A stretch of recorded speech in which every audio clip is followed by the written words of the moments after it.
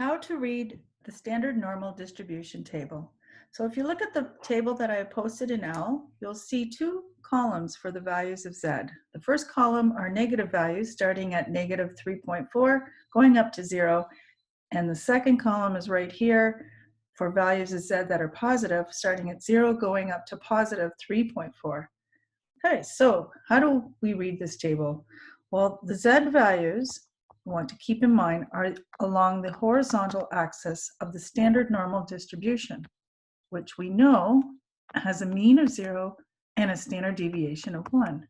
So the table is going to give us the areas under the curve to the left of those Z values. Just remember that Z is always in the center because it's the standard normal distribution. And when Z is equal to 0, you can see right here, the area under the curve to the left is going to be 0.5 or half, which makes sense. Let's see if we can try another one. So suppose we have a Z score, again, these are Z scores, equal to 1.47. So you'll look up 1.4 is right here. And then to get the second decimal place, just look at the column 0.07. And the tabulation that corresponds to that is 0.9292. So what does that mean exactly? So if Z is right here, 1.47, is it the area under the curve to the left of that or to the right? Well, 0.9292 is a large number, right? It's a lot. So it's definitely the area under the curve to the left. And that's what these table values give us, always to the left. So keywords in the questions would be less than, shorter than, or smaller than. Those are keywords that you know then to look up the value to the left. So just look up the value just as is on the table.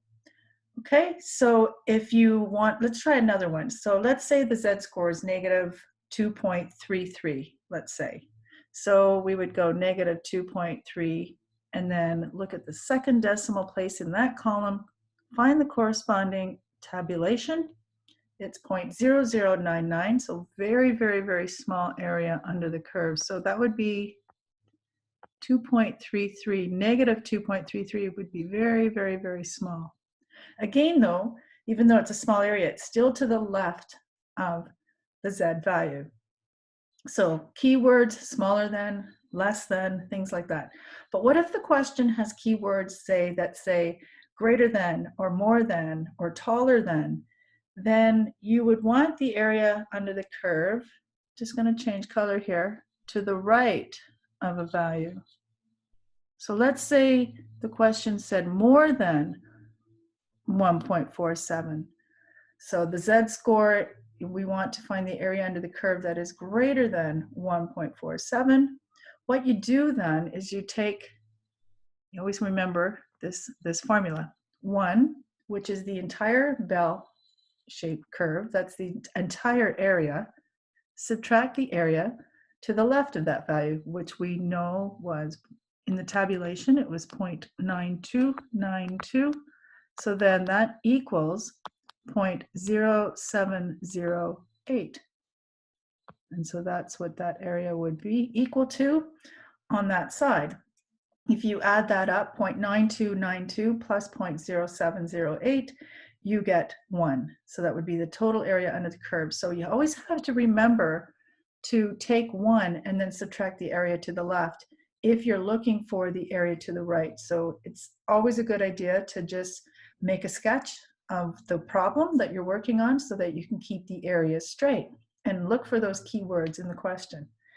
Another way to use this table, we can look for the areas under the curve that correspond to the Z score. So let's suppose the question gives us the area and we're asked what is the Z score or what is the value of X, then we would unstandardize. So suppose the question says, what is the 80th percentile of the standard normal distribution?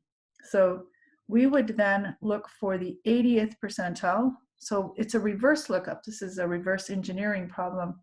So we look within the body of the table. So the tabulations here, and we can see that 0.8000 would fall somewhere between those two values. So we want the 80th percentile. So we want the cumulative area. So this first one would probably be closest to 0.80. And that corresponds to a z-score of 0.84. So z equals 0.84 would be the 80th percentile of the standard normal distribution. Okay, so that's another way. So do lots of practice, get used to reading the table. We will be using it extensively throughout the course right to the end. So it's used a lot in statistics, and you can always refer back to this table. Don't use the table that's in the textbook. It's not the same. It's a little not as straightforward. This table is a lot more straightforward to use. Okay, if you have any questions, let me know.